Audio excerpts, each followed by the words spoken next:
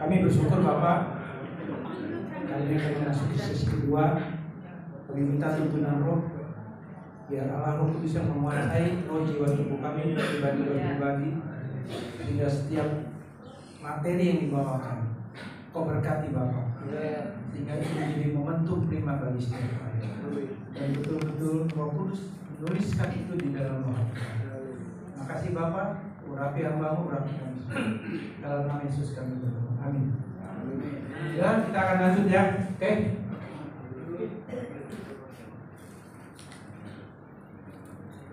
Tadi saya sampai ke Paulus kesulitan menjelaskan yang akhirnya 2 tahun kemudian baru Paulus mendapatkan hikmat apa arti hukum kasih karunia itu jiwa. Jadi tadi saya jelaskan Efesus pasal 28 ya, di mana tahun 58 Masehi Paulus baru ketemu bahwa keselamatan itu adalah anugerah. Tapi nggak cuma berhenti di situ. Ada kelanjutannya yaitu oleh iman. Jadi karena kasih kamu diselamatkan oleh iman. Jadi ada iman yang punya peranan penting. Nah, karena kelahiran baru itu adalah anugerah sepenuhnya dari Allah. Ketika kita terima baptisan Roh, otomatis kita menerima apa di dalam baptisan Roh itu? Di dalam baptisan Roh itu, yang pertama kita menerima anugerah iman. Yang kedua, kita menerima anugerah pertobatan. Jadi iman dan pertobatan ini tidak bisa dipisahkan. Kita bisa percaya kepada Yesus itu karena anugerah. Dia memberikan iman kepada kita. Lalu kenapa kita bisa bertobat? Bertobat pun anugerah. Kenapa kita bisa bertobat? Karena ada Allah Roh Kudus yang sudah manunggal dengan roh kita. Dia yang selalu mengingatkan kita untuk kita bertobat pada saat kita jatuh dalam dosa. Itu pasti. Lalu yang kedua, kita menerima kuasa. Yang ketiga, kita menerima karunia-karunia. Maka dari itu setiap gereja dilengkapi dengan karunia-karunia. Itu pasti. Gereja dilengkapi dengan karunia-karunia. Ya. Nah, kita balik saudara. Tadi, karena kasih karunia kamu diselamatkan oleh iman. Dan iman itulah yang akan terus operate di dalam kerohanian kita, ya, akan operate. Ya. Nah, selanjutnya saudara, saya akan jelaskan. Jiwa, perhatikan ya, jiwa menentukan iman dan firman Allah. Jiwa satu-satunya pintu untuk menyatakan kehendak Allah dan kehendak dosa. Jiwa adalah rumahnya iman dan pengetahuan firman Tuhan. Amsal 2 ayat 10 firman Tuhan katakan apa? Karena hikmat akan masuk ke dalam hatimu dan pengetahuanmu akan menyenangkan jiwamu. Nah, jadi ya, jiwa kita ini pertama satu-satunya untuk menyatakan kehendak Allah. Yang kedua, satu-satunya menyatakan kehendak daging atau kehendak dosa lewat jiwa. Dan jiwa itu adalah rumahnya iman. Jadi iman itu rumahnya di jiwa. Artinya jiwa itu wadahnya iman. Jiwa itu wadahnya iman. Jadi iman ada di dalam jiwa kita. Nah, sedangkan jiwa itu punya kapasitas. Iman yang Allah anugerahkan kepada kita itu sempurna. Jadi imannya Paulus, imannya Petrus, imannya Abraham, imannya Daud, imannya Yakobus, Yohanes, itu dengan saudara saya sama, karena anugerah. Jadi iman itu sempurna. Enggak ada yang iman kecil dan gede. Walaupun Tuhan bilang, jika imanmu sebesar biji sesawi, atau tidak ada di antara bangsa Yahudi, aku menemukan iman sebesar perwira ini. Seolah-olah Yesus membedakan antara ada iman besar dan iman kecil. Seolah-olah. Sebetulnya Tuhan itu bukan bicara masalah imannya di situ, tapi dia bicara mengenai kerohanian seseorang. Kerohanian seseorang artinya apa? Sekecil apapun rohanimu, misalnya contoh. Di dalam jiwa kita ini misalnya jiwa ini isinya cuma 100 liter. Contoh ya, 100 liter. Berarti iman yang Allah anugerahkan akan mengisi 100 liter ini penuh. Ini bicara kerohanian. Kerohanian kita semakin terus naik, semakin dewasa, otomatis jiwa kita kapasitasnya semakin besar. Misalnya dari 100 naik jadi 1000 liter. Iman akan memenuhi 1000 liter. Lalu naik lagi rohani kita terus tambah bertumbuh. Misalnya jiwa kita menjadi kapasitasnya 1 juta liter. Iman juga akan memenuhi 1 juta liter. Jadi yang menentukan jiwa kita. Kerohanian dengan jiwa kita itu berhubungan. Rohani yang bertumbuh itu memperluas kapasitas iman. Sebab iman itu tempat rumahnya adalah jiwa. Semakin kapasitas jiwa itu semakin besar, iman itu akan semakin mengisi. 1 juta liter dia akan diisi 1 juta liter, sebab iman itu unlimited. Nah, bicara kapasitas jiwa itu bicara kerohanian. Jadi yang menentukan adalah kerohanian kita. Nah, orang yang sudah menerima anugerah iman, keselamatan, pertobatan, pertumbuhan, otomatis rohaninya pasti bertumbuh. Nggak mungkin enggak. Kalau saudara ngaku Kristen sejati tapi rohani nggak pernah bertumbuh, saudara sesungguhnya bukan Kristen sejati tapi Kristen palsu. Sekalipun saudara pendeta, nggak jamin saudara. Sekalipun saudara punya pengetahuan teologi, nggak jamin. Karena kerohanian itu lahir daripada Roh Kudus yang ada di dalam roh kita.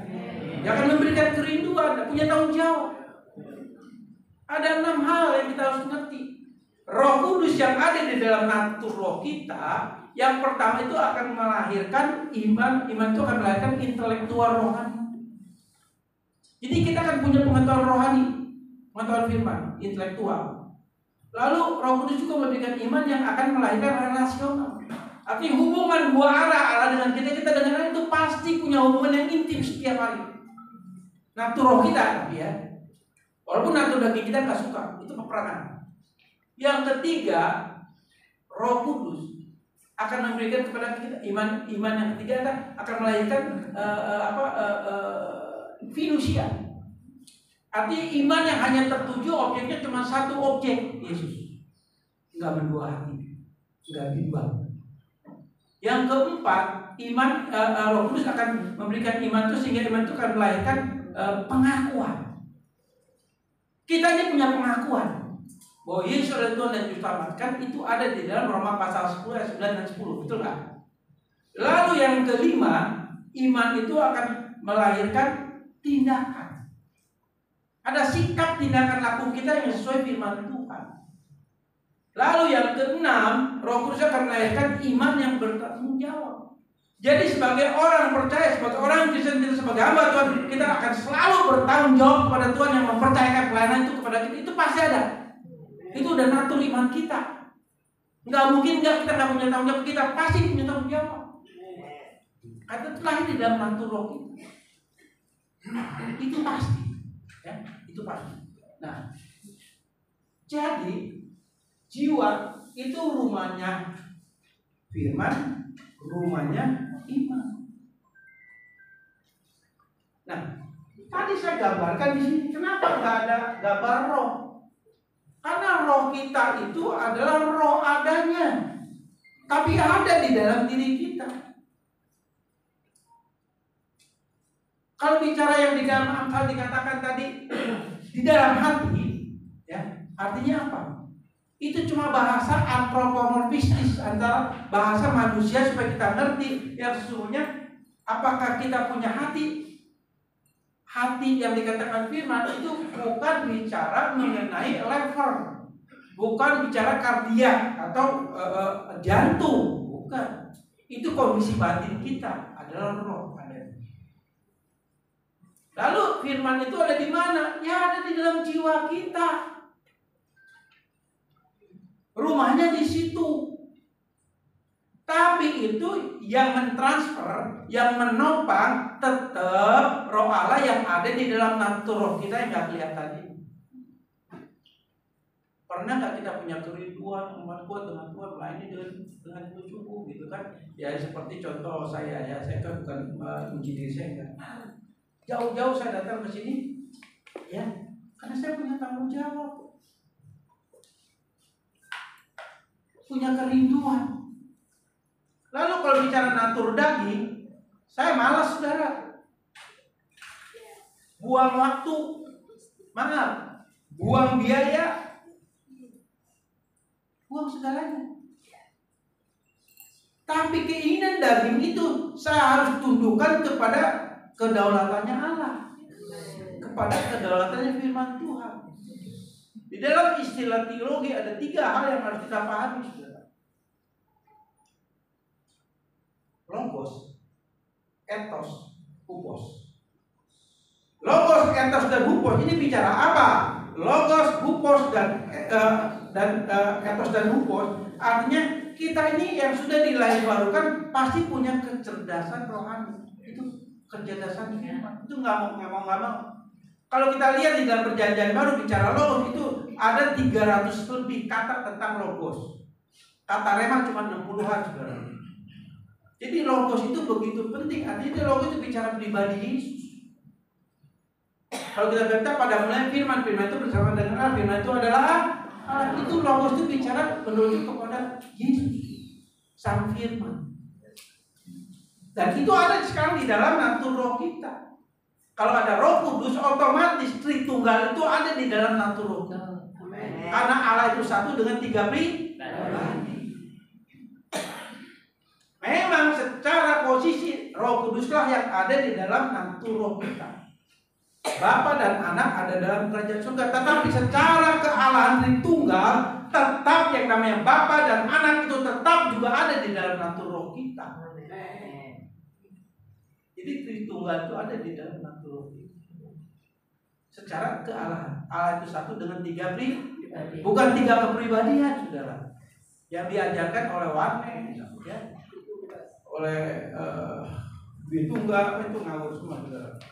Ya. Nah, jadi di sini jiwa itu satu-satunya hidup, dan jiwa juga rumahnya iman dan rumahnya adalah pengetahuan firman. Kenapa dikatakan pengetahuan firman? Sebab saudara dan saya di dalam jiwa itu ada 3 hal: pikiran, kehendak, dan perasaan. Nah, di dalam pikiran, kehendak, dan perasaan ini yang mana yang mengendalikan hidup kita? Kita ini dikendalikan oleh jiwa. Dan di dalam jiwa ada kehendak, ada perasaan, ada pikiran. Lalu yang mana yang mendominasi, yang menjadi supirnya, yang menjadi pilotnya hidup kita? Pikiran, apa kehendak, apa perasaan? Perasaan, emosi. Emosi menggerakkan kehendak kita. Dari kehendak kita menggerakkan pikiran kita. Contoh, kalau saudara mau marahin orang, marah dulu apa? Emosi dulu. Hah? Emosi dulu, betul nggak? Setelah emosi, lalu kehendak kita bergerak, pikiran kita yuru marahin, benar nggak? Itu. Jadi kita dikendalikan oleh emosi yang istilahnya disebut afeksi. Di dalam diri kita ini ada 2 afeksi, afeksi kudus dan afeksi palsu. Itu pasti ada. Afeksi kudus itu lahir daripada roh Allah, roh kudus yang ada di dalam natur roh kita. Otomatis afeksi kita punya afeksi yang kudus. Tapi di dalam natur daging kita tetap kita juga punya afeksi yang palsu. Maka dari itu nggak aneh, hati-hati saudara. Kalau kita banyak sekali, kalau kita melihat sekarang ya ada pengajaran-pengajaran ya. Saya pernah beberapa kali dilihat miris, saudara. Itu ibadah anak muda. Lampu kelap-kelip kayak di spot. Wah, jingkrak-jingkrak.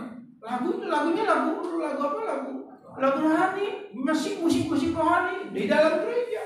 Tapi saya lihat tuh keliharan rohani yang amat sangat. Dan juga saya pernah melihat ada apa Tuhan yang mengajarkan apa? Begitu reaksi kejiwaannya kuat, sehingga respon firman Tuhan yes gitu. Itu jiwa. Nah sekarang jiwa sumbernya dari mana? Dari natur roh apa dari natur daging? Kalau ya salah nggak salah, tapi kalau itu dari natur roh, dia akan terus berapi-api keluar dari tempat ini tetap menyala-nyala, nggak mungkin padam. Tapi kalau dari natur daging yang katanya rohani, teriak-teriak dan lain sebagainya, keluar melempem, saudara. Bawa motor atau bawa mobil kesenggol, langsung matanya melotot lagi, saudara. Bener. Itu fakta. Itu dikendalikan oleh afeksi. Dan tetap kita punya afeksi dua. Ini bagi Kristen ya, kita punya afeksi kudus dan afeksi yang palsu. Itu tetap ada di dalam diri kita. Selama kita masih hidup dalam natur daging ini. Yesus mati di kayu salib itu untuk menyelamatkan roh kita, bukan daging kita. Sebab firman Tuhan katakan di dalam Kejadian 3 ayat 19, kamu akan kembali menjadi debu dan tanah, sebab dari situ kamu berasal. Itu vonis, udah gak bisa dibatalkan. Maka dari itu semua saudara saya akan mengalami kematian tubuh daging. Tapi nanti ketika Yesus datang yang kedua, kita diberi tubuh kemuliaan. Nah kalau kita mati, kemana roh kita yang sudah suci dan kudus? Tuhan tidurkan dulu. Nah nanti pada saat Yesus datang, dibangkitkan dan diberikan tubuh kemuliaan. Kalau sudah baca di dalam 1 Korintus pasal 15. Maka dari itu kalau ada pendeta yang ada pendeta yang bilang saya dibawa ke surga, dibawa ke neraka, yang bawa siapa? Kalau saya dibawa ke surga, saya nggak mau turun lagi. Nggak masalah kalau enak surga kok. Kalau kita baca di dalam Wahyu pasal 20 jelas surga masih kosong kok. Betul nggak? Kita harus memahami. Memang ada beberapa ayat yang menafsirkan, ada beberapa teolog menafsirkan bahwa yang mati langsung ke surga atau langsung ke neraka. Itu bebas-bebas saja, saudara. Tapi kan kita kalau menafsirkan firman itu harus holistik dan integratif. Artinya harus secara utuh dan menyeluruh. Jadi dari 31.000 ayat lebih di Alkitab itu harus kita lihat. Bukan cuma 1 ayat 2 ayat, nggak bisa. Kita menafsirkan itu harus sistematis. Nggak bisa comot ini. Kalau gado-gado enak, saudara. Tapi mantul enak, bahaya. Iya kan? Maka dari itu, saudara, kita harus ngerti ini. Ya. Satu hal yang perlu saudara dan saya ketahui, bahwa natur roh kita itu nggak bisa berbuat dosa. Nggak bisa. Karena 1 Yohanes 3 ayat 9, kamu sudah suci, kamu sudah kudus, kamu tidak bisa berbuat dosa lagi, sebab benih Allah sudah ada di dalam natur. Selesai. Lalu kita kenapa bisa jatuh dalam dosa? Karena natur daging kita ini masih ada dosa, masih ada sumber dosa. Natur daging kita ini masih ada sumber dosa. Tapi sumber dosa yang ada di dalam natur daging kita tidak ada lagi mautnya, sebab Tuhan sudah tahu. Jadi saudara jatuh dalam dosa itu tidak membuat keselamatan saudara hilang. Karena anugerah hidup kekal. Hidup kekal itu nggak bisa hilang, saudara. Pertanyaan saya, Tuhan bisa salah pilih apa enggak? Nggak bisa. Kalau Tuhan sudah pilih saudara, nggak mungkin Tuhan salah pilih. Betul, ini fakta, saudara. Lalu bagaimana dengan penjahat yang di sebelah kanan Yesus? Ya memang kalau bisa ditukar, saya mending jadi penjahat yang di tangan Yesus. Langsung udah puas mati masuk surga. Itu paling enak, mati mereka itu, saudara. Loh iya, ini fakta, sudah kalau boleh milih. Ini kalau boleh milih, saudara. Tapi kita Tuhan satu dengan lain berbeda. Tapi percaya, anugerah keselamatan itu nggak bisa juga. Sebab yang namanya anugerah kekal itu kekal. Dan sekali lagi Allah nggak pernah bisa salah pilih. Kita bisa salah pilih. Betul nggak? Suami istri aja sering ribut. Betul benar? Saya juga sering ribut, saudara, sama istri saya. Ya saya jujur. Tapi kalau saya ribut sama istri saya, nggak sampai malam selesai. Dan yang lebih banyak istri saya kalah. Loh, Pak Hengki tahu, tanya beliau. Dia tahu keluarga saya dan dia pernah bermalam di rumah saya. Saya ini suami yang gak bagus, saudara. Dulunya. Saya bertobat karena doa istri saya. Ketika ada 5 hal yang saya lakukan, udah gak usah disebut lah. 5M tahu kan? Udah, lagi ya. Udahlah, jadi seperti malu. Ini kan direkam juga. Nah, setiap malam istri itu berdoa buat saya. Kalau istri saya berdoa malam jam 11, jam 12, itu saya nggak tenang. Saya marah. Tidur saya bilang. Enggak, jadi jiwa saya nggak tenang. Itu setan. Iya benar. Jadi karena kamu tidur. Setiap hari dia berdoa. Satu saat. Ketika sampai jam 1 apa jam 12, dia berdoa dalam bahasa Allah. Itu saya nggak tenang. Keringet dingin saya itu. Betul. Dan dari situ saya berdoa. Istri harus selalu berdoa buat suami. Tapi suami juga doakan istrinya harus, saudara. Saya setiap malam kalau doakan istri saya, anak saya, cucu saya harus doakan, saudara. Saya sebagai imam punya tanggung jawab kita laki-laki untuk membawa istri, anak-anak datang kepada Tuhan. Kita harus punya pengajaran. Lanjut. Oke. Kehendak bebas manusia sangat menentukan antara kehendak Allah dan kehendak dosa. Kehendak bebas manusia sangat menentukan antara kehendak Allah dan kehendak dosa. Jadi tadi saya sudah jelaskan, di dalam diri kita yang sudah dilahir barukan, yang sudah ada Roh Kudus di dalam natur roh kita, otomatis kita punya kehendak bebas yang tidak bisa berbuat dosa. Tidak bisa berbuat dosa. Tadi sudah jelaskan, posai non pecare, bisa tidak berbuat dosa. Kenapa kita bisa tidak berbuat dosa? Karena ada Roh Kudus yang selalu mengingatkan kita untuk kita bertobat. Karena Roh Kudus juga yang memampukan kita untuk kita mengikuti mana kehendak Allah, mana kehendak dosa. Yang tadi saya katakan, semakin besar kapasitas iman kita, semakin besar juga iman itu, semakin besar kapasitas jiwa kita, iman itu akan semakin mengisi semua kapasitas jiwa kita. Walaupun bisa 1 juta liter kapasitas jiwa kita, iman akan isi 1 juta liter. Dan itu adalah bicara kerohanian. Semakin rohani kita dewasa, bertumbuh, otomatis keinginan daging kita akan semakin kecil. Keinginan daging kita akan semakin kecil. Hilang, nggak bisa. Apa hilangnya? Mati. Baru selesai. Jadi saudara, saya susah. Kita mati pun dalam keadaan tubuh yang berdosa. Karena memang itu udah mau disalah, kita nggak bisa ini. Tapi sekali lagi kematian kita karena dosa, tubuh yang berdosa itu udah karena maut, sebab saudara Tuhan tanggung di kayu salib. Gitu ya. Lalu 2 hal yang perlu disadari oleh setiap Kristen sejati, dosa itu ada pada kita, kekudusan itu ada pada kita. Jadi ada 2 kekuatan, ada kekudusan yang memang ada roh Allah di dalam diri kita, ada juga dosa di dalam tubuh lagi kita. Ini fakta ada dan kita harus tahu itu. Kita harus melihat diri kita ini siapa. Sudah ini bukan orang suci. Ngerti? Masih banyak nanti ke depannya kita kesalahan-kesalahan yang kita lakukan, dosa-dosa yang kita lakukan, tapi sekali lagi dosa yang kita lakukan tidak ada mautnya. Dosa yang kita lakukan karena pergumulan kita dengan Tuhan. Nah, semakin lama kita akan semakin kecil durasi kita berbuat dosa. Semakin kecil, nggak semakin banyak, saudara. Semakin kecil itu pasti. Tapi bisa nggak lepas nanti mati. Ya, tepuk tangan buat Tuhan boleh, jangan pelit-pelit saudara. Ya udah tepuk tangan.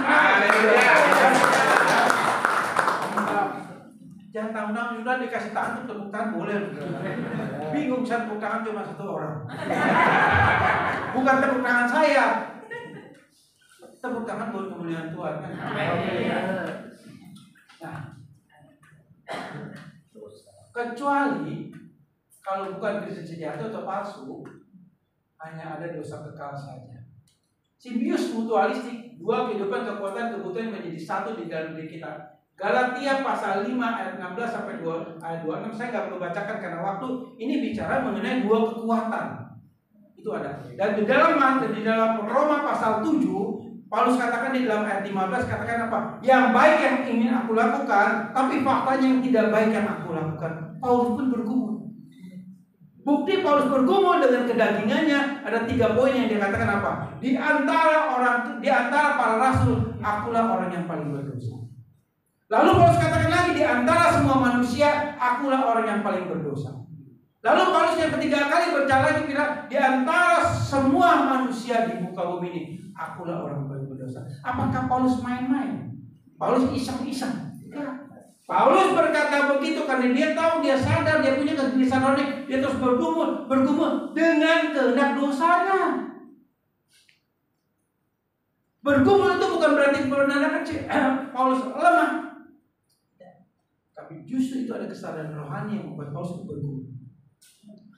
Karena Roh Kudus yang memberikan kesadaran rohani untuk dia bergumul. Itu sudah. Lalu Galatia 5 16 bandingkan Ibrani 5 ayat 11 14. Nanti sudah baca di rumah lah kalau kelamaan ya. Ciri simbius mutualistik 1. Ciri simbius mutualistik 1. Ini ciri orang yang punya simbius mutualistik yang artinya ya, cirinya ya 1, kita butuh Allah. Kita butuh Allah tapi untuk memenuhi nafsu keinginan atau hasrat daging kita. Orang yang simbius mutualistik yang artinya begini sudah, kedagingannya menguasai hidupnya, menguasai jiwanya, itu dia butuh Allah, tapi untuk memenuhi keinginan dan hasrat daging. Ini bagi Kristen palsu. Kristen palsu, hamba Tuhan palsu ada saudara. Ya karena firman Tuhan katakan apa di dalam Matius 7 ayat 21 sampai 23. Tuhan, bukankah aku sudah membuat mujizat, sudah melayani kau, membaptis orang, ya kan, mentaubatkan orang, tapi Tuhan katakan apa? Aku tidak pernah. Itu buat siapa?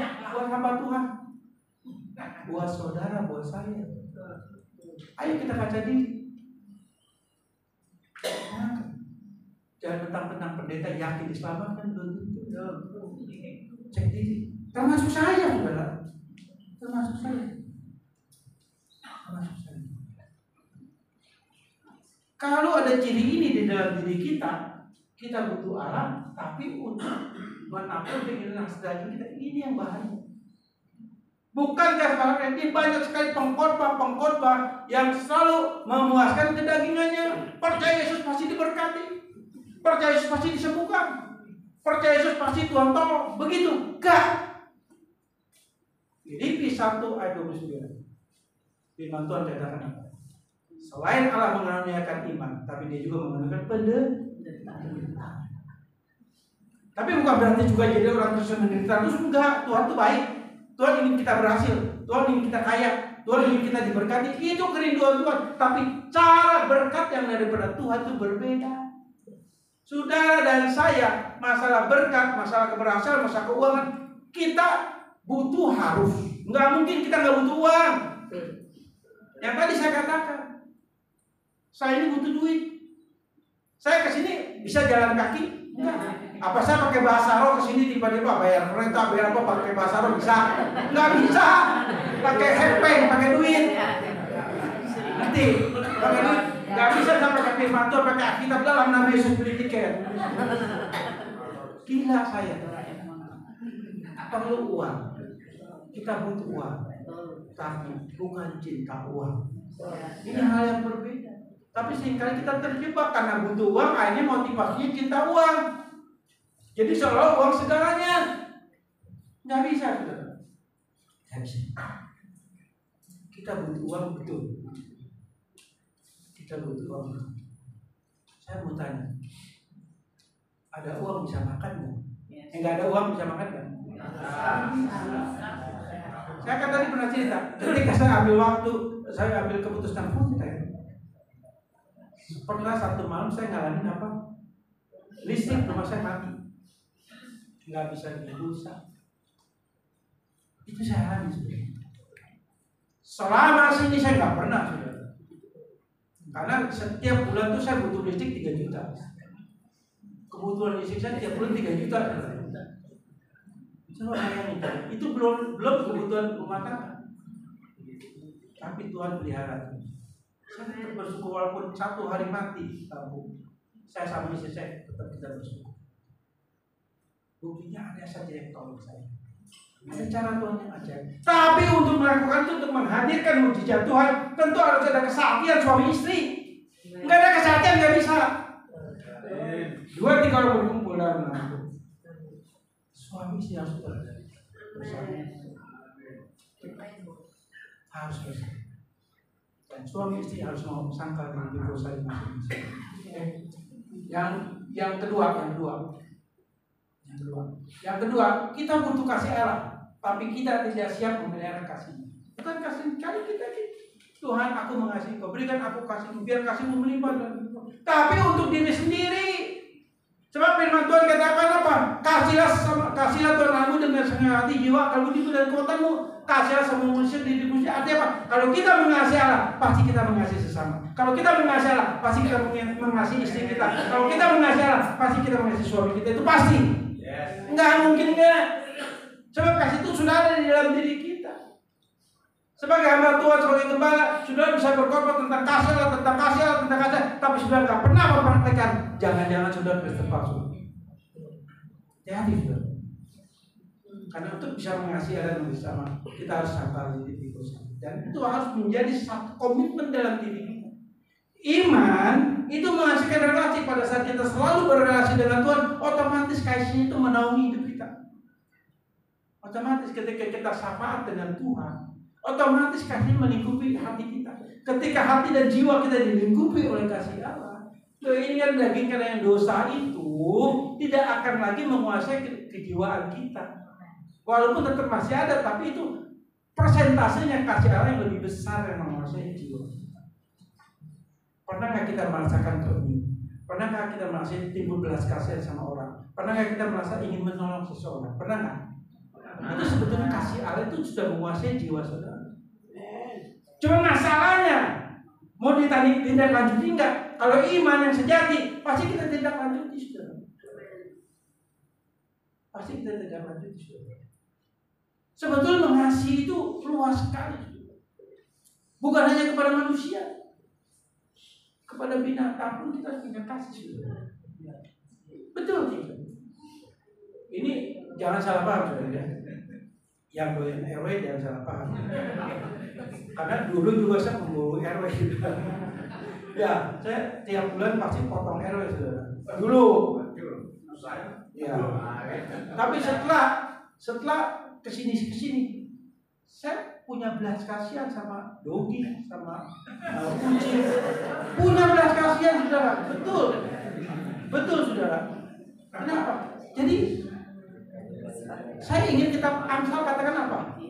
Orang yang takut akan Tuhan, dia pasti akan memelihara hewan dengan baik.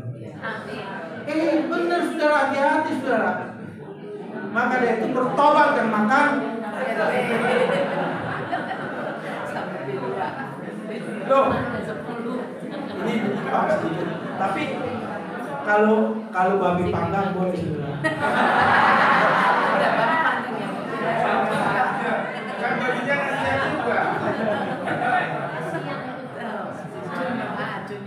Jangan tegang sedikit. Oke ya. Nah, lalu yang ketiga, kita mengimani tapi tidak siap mempercayai. Ini yang terakhir.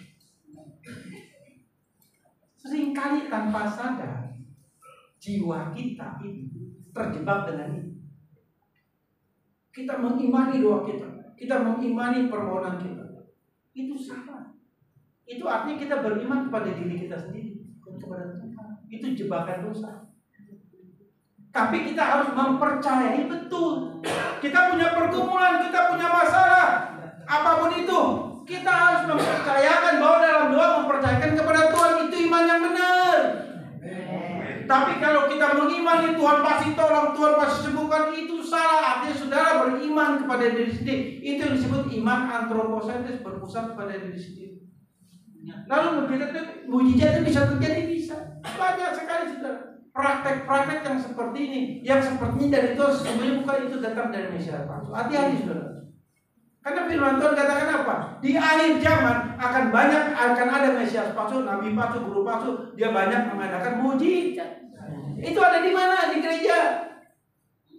Jadi sekarang gereja ini ada terbelah. Kita harus peka itu. Kita harus sensitif. Jangan saudara anggap semua gereja itu benar di mata Tuhan, enggak. Tetap pengajaran itu penting. Doktrin itu penting. Saya nggak bicara doktrin A, B, C, D. Pokoknya kalau doktrin kembali ke Alkitab itu nggak akan pernah salah. Artinya antara mengimani dan mempercayai hal yang berbeda. Orang Kristen sejati yang sudah ada roh, dia akan selalu mempercayai Tuhan hidupnya. Bukan mengimani. Sekali bukan. Karena itu berpusat kepada diri sendiri, memaksakan kehendak kita supaya Tuhan kabulkan doa kita. Itu dosa. Itu jebakan daripada natur daging. Ya.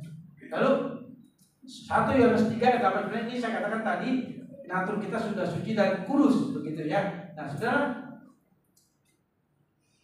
kita menerima dan berdamai dari kelemahan dosa dari natur alamiah dosa kita, karena konsep pikiran kita bahwa kita masih manusia dan banyak kelemahan, inilah yang menjadikan kita terus jatuh dalam dosa. Artinya begini saudara, kita jangan terjebak dengan konsep ya namanya manusia, yang namanya manusia itu jebakan. Kita harus punya konsep yang berbeda. Tidak, kita harus katakan, saya sudah dilahirkan, sudah ada roh Allah dalam diri saya. Saya tidak bisa berbuat dosa. Itu harus menjadi moto hidup kita. Walaupun kita masih jatuh dalam dosa, tapi bukan berdamai dengan kelemahan kita, nggak boleh. Kita semua punya kelemahan. Ada yang nggak punya kelemahan? Nggak, kita semua punya kelemahan. Tapi dengan kelemahan itu kita jangan berdamai. Apalagi laki-laki, kelemahan itu banyak. Perempuan tak belakangan. Nah, laki-laki kita jujur saudara ya. Saya mau jujur. Kita nggak selalu menang. Kalau kita lihat perempuan cakep nih masih muda, cakep muda ya itu normal. Kalau saya pernah naik kereta saudara ya, kereta ekonomi. Kalau duduk ada di depan begini. Kalau ngelihat duduk di depan saya nenek-nenek, maaf saudara, bete.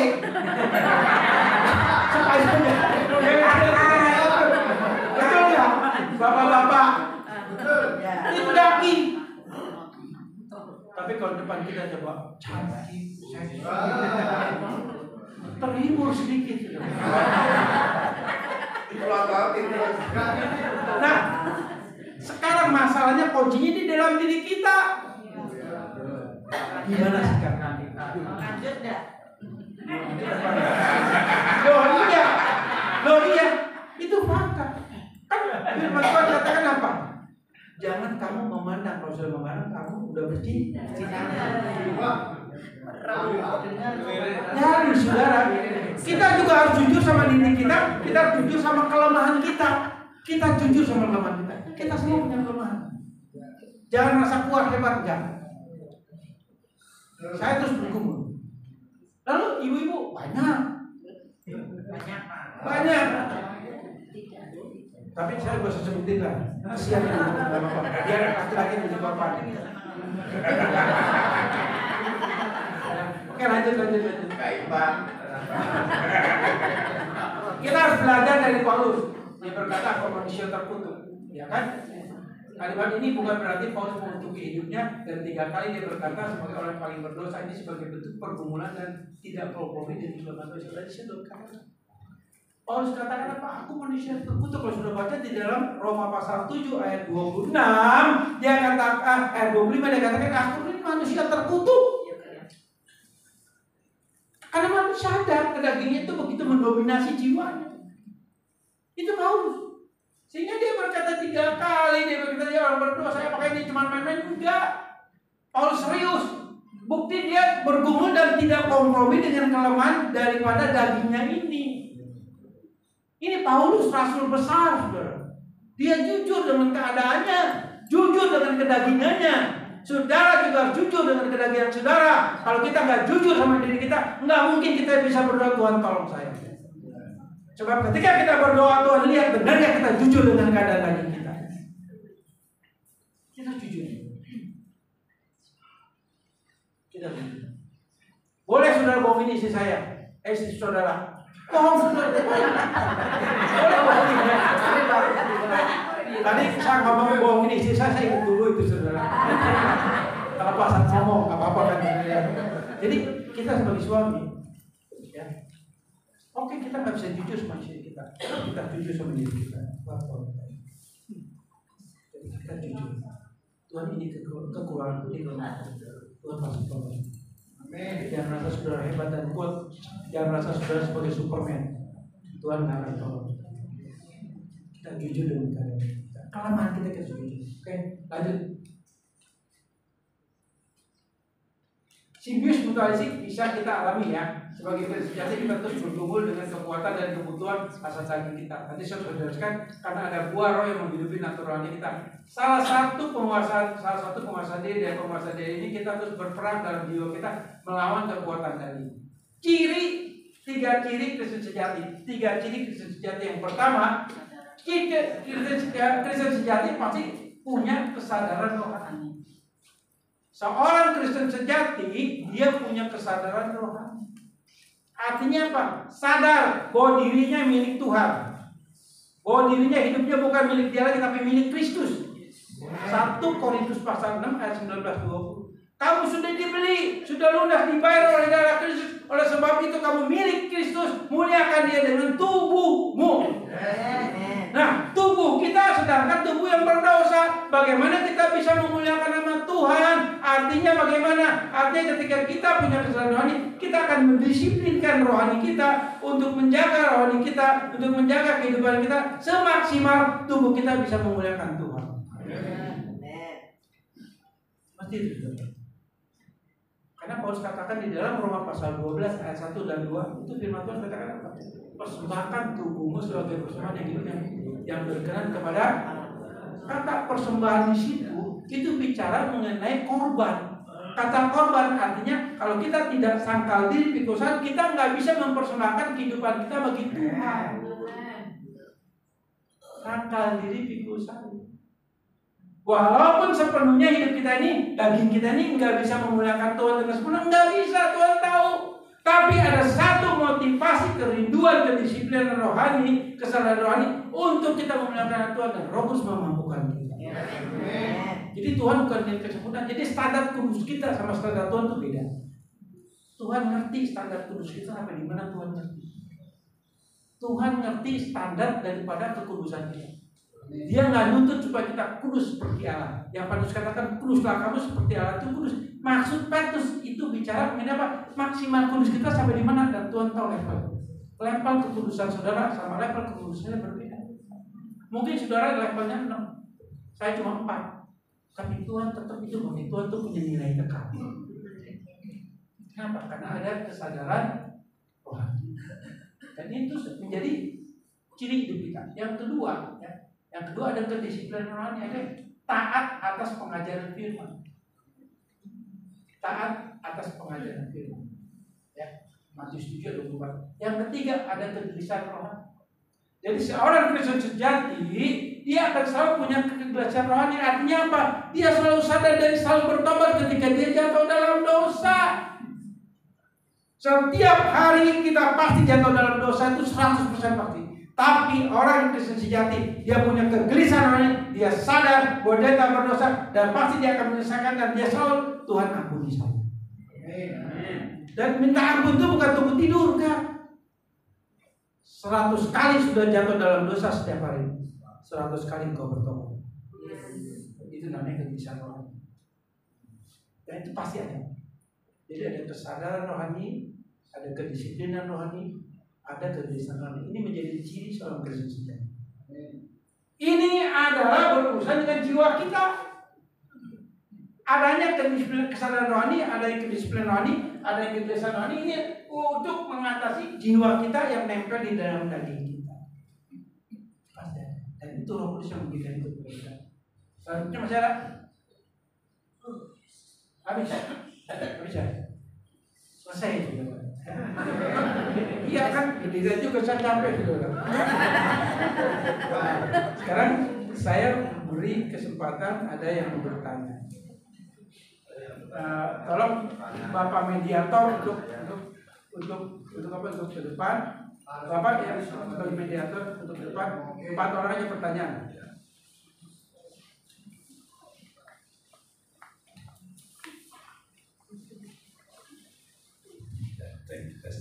Ya, jadi diberi kesempatan 4 orang bisa bertanya dengan ditulis. Ya. Ayo, ada yang sudah ada 1 orang. Sudah ada 1 orang. Ya. Tulis atau pakai mic juga boleh lah. Ya, pakai mic langsung ya. 4 orang ya. Siapa dulu? Ya. Silakan Pak. Pertanyaan sudah masuk. Sudah masuk. Sudah. Tolong ditanyakan. Kalau sudah masuk, mana Pak? Sudah masuk ya. Langsung dibaca.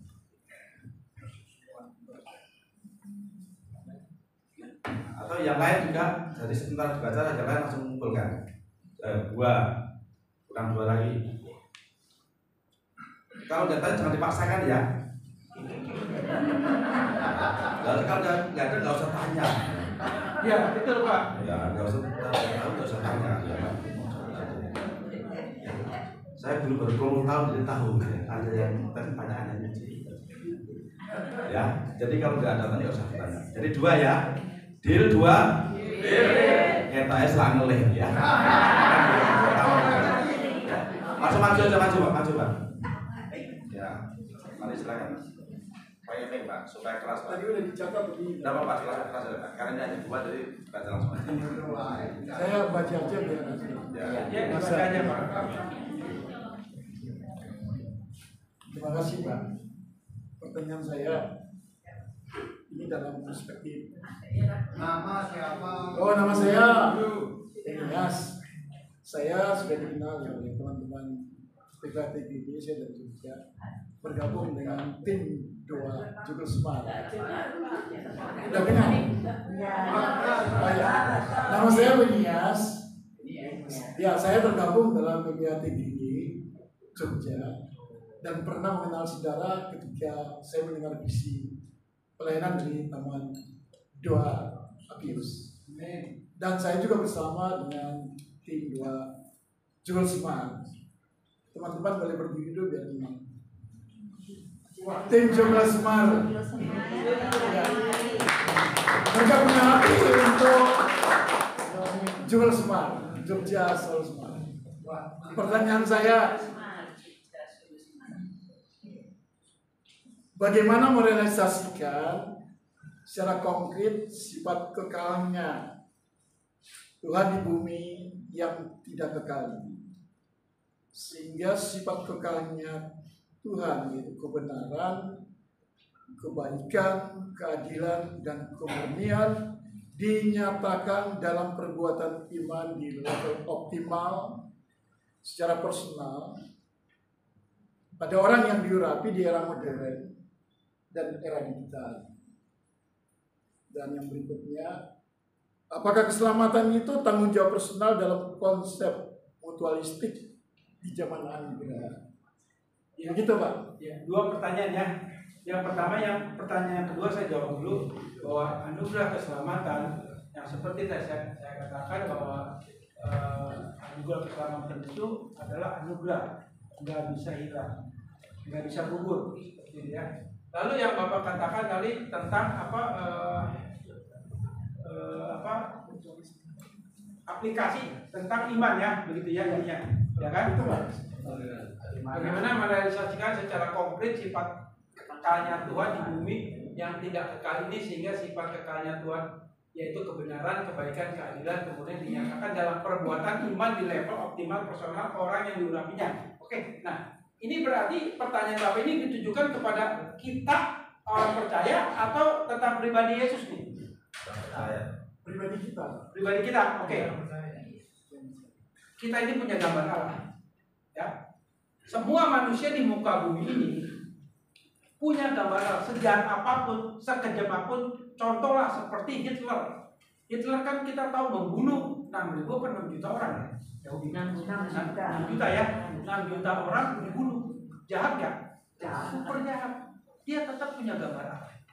Yakobus pasal 3 ayat 9, semua manusia itu punya gambar Allah. Ya.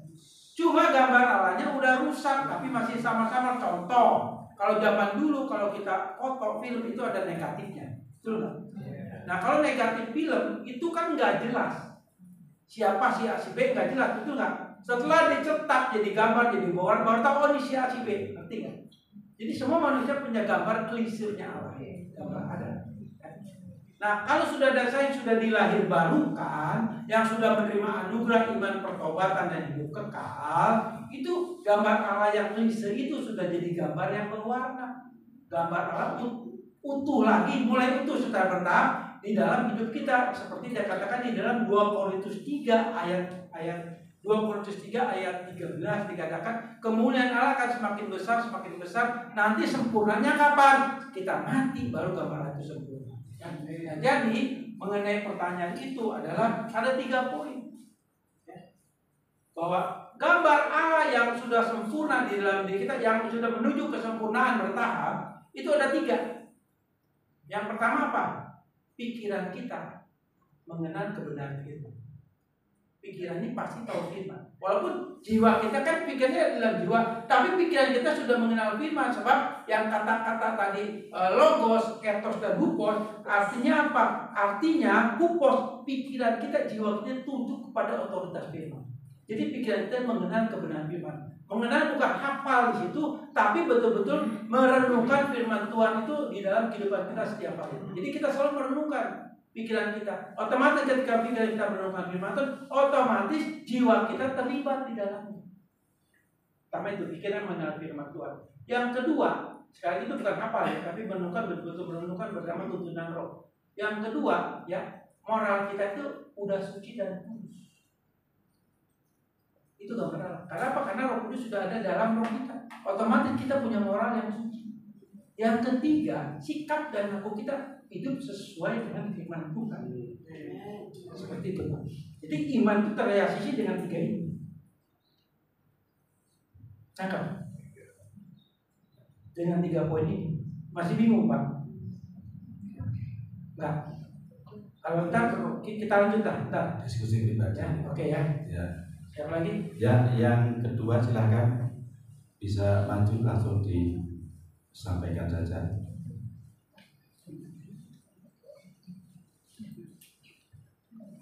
Kalau merah, kalau bisa merah ya.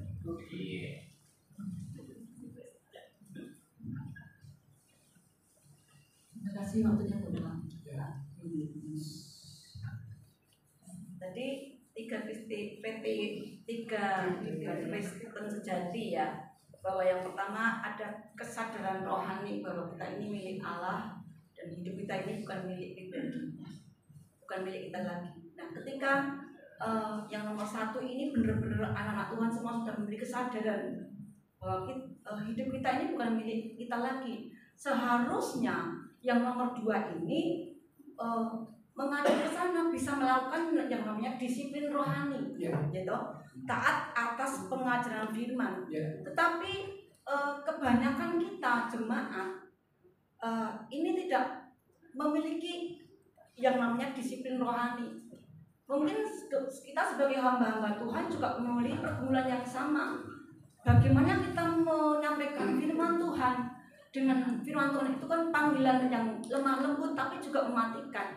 Kita dengan berbagai pengajaran, firman Tuhan, ya pengurapan, tapi untuk disiplin rohani, taat kepada pengajaran firman itu hanya 1%, 2% mungkin. Lah disinilah pergumulan hamba-hamba Tuhan. Nah saya mohon Bapak Yunus untuk mungkin ada jurus-jurus ya kiat-kiat kayak apa ya? Yang solusi untuk supaya jemaat ini tidak memiliki telinga yang tebal dan deder gitu ya.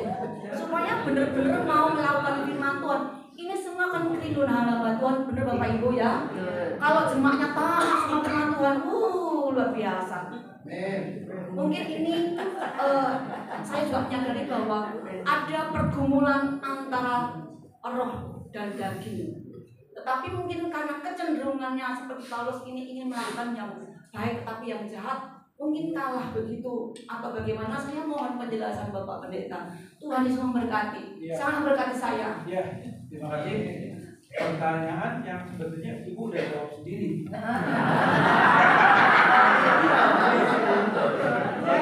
Ya, intinya ya, ini simpel ya. Memang kita jujur ya.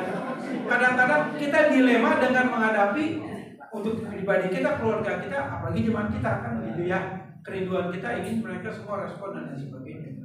Sebetulnya natur roh kita yang tadi saya katakan, di dalam roh kita sudah ada Roh Kudus, otomatis kuasa itu sudah ada di dalam diri kita. Otomatis Roh Kudus itu melahirkan kerinduan yang nggak pernah hilang.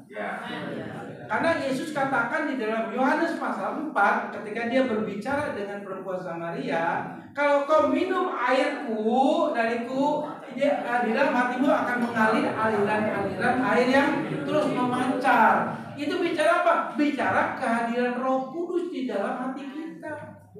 Itu otomatis itu udah jadi natur roh kita akan terus melahirkan kerinduan, kesadaran rohani, kedisiplinan. Itu otomatis. Itu udah menjadi bagian natur rohani kita. Kalau kita nggak punya itu, jangan-jangan kita hamba Tuhan itu Kristen yang palsu. Itu nggak mungkin, itu udah naturnya, udah bawaannya seperti itu. Jadi kita sekarang tinggal praktik. Lalu kan kadar daripada kedisiplinan rohani, kesadaran rohani itu, kegelisahan rohani, kadarnya memang berbeda-beda, Bu. Itu betul, berbeda-beda, nggak sama. Mungkin kesadaran rohani, kedisiplinan rohani, kegelisahan rohani saudara, saya mungkin lebih besar saudara daripada saya. Mungkin saya lebih kecil.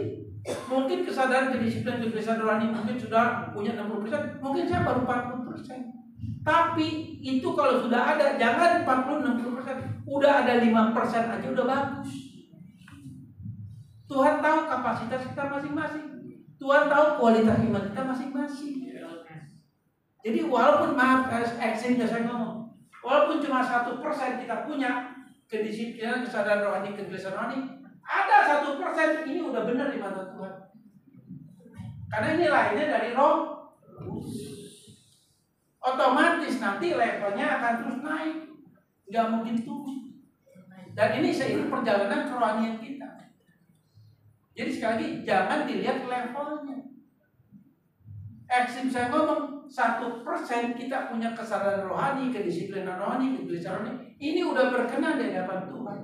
Sebab kalau Kristen palsu, hamba Tuhan palsu, nggak mungkin punya ini, nggak mungkin, Bu. Nah sekarang tinggal terus itu kita kan ada kehendak bebas sejati kita, artinya kita bisa tidak berbuat dosa. Nah ini satu menjadi pergumulan dengan kita bersama Roh Kudus. Itu pasti nggak mungkin, pasti. Saya sebelum saya tutup tahun 2012 ya, saya pernah tanda kutip marah sama Tuhan. 2012 saya marah sama Tuhan. 1 tahun saya nggak berdoa, 1 tahun saya nggak baca Alkitab. Apa kaget tuh? Tapi Bapak nggak sakit jantung kan? Betul. 1 tahun saya nggak berdoa, 1 tahun saya nggak baca Alkitab. Istri saya tegur, kok saya perhatiin kamu nggak doa, nggak baca Tuhan, nggak ada. Saya kecewa. Saya kecewa sama Tuhan. Kecewa saya nggak usah ceritain saudara. Nah, satu saat ketika saya ada di tempat kos saya, waktu itu saya kos di Bawen, tahu kan Bawen di Bawen? Saya kos di situ. ketika malam itu tiba-tiba Tuhan ingatkan saya tentang Sadrak, Mesak, dan Abednego yang ada di dalam Daniel pasal 3. Saya ingat itu. Kok tiba-tiba Tuhan ingatkan itu? Lalu saya baca. Baru kali itu 1 tahun saya buka itu. Di situ firman Tuhan katakan apa? Sadrak, Mesak, dan Abednego dikatakan apa? Sekalipun Tuhan tidak menolong kalian. Ya, seandainya Tuhan tidak menolong kalian, tetap tidak menyembah patung buatan Tuhan. Di situ saya nangis. Saya bersyukur. Malam itu saya bertobat. Jadi ada waktu Tuhan. Kalau kita orang pilihan, pasti yang namanya kesadaran, kedisiplinan itu akan muncul lagi. Itu pasti. Enggak mungkin. Seperti saya 1 tahun nggak doa, nggak baca firman, sudah makan aja nggak doa, sudah.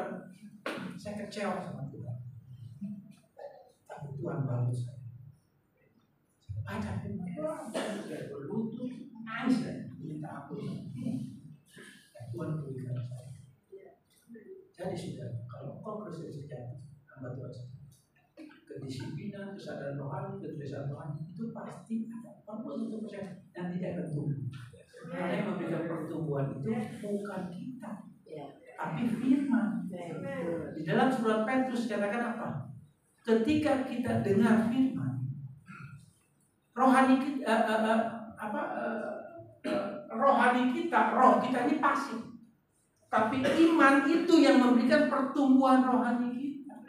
Jadi kita bertumbuh rohani kita bukan karena kita, tapi firman itu yang menumbuhkan rohani kita. Karena kita pasti firman itu aktif. Seperti itu. Semoga bisa menjawab. Kita berdoa. Bapak, kami bersyukur buat materi seminar pada malam hari ini. Hamba menyerahkan semua ke dalam tangan-Mu.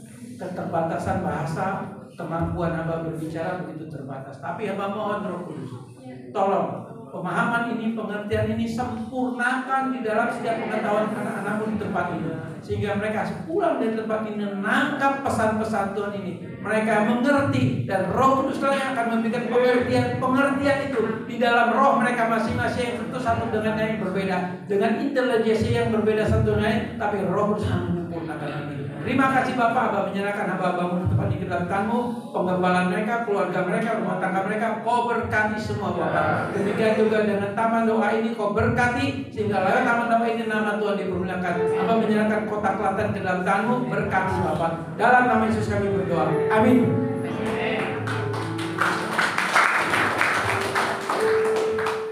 Ya, tepuk tangannya bagi 6 orang.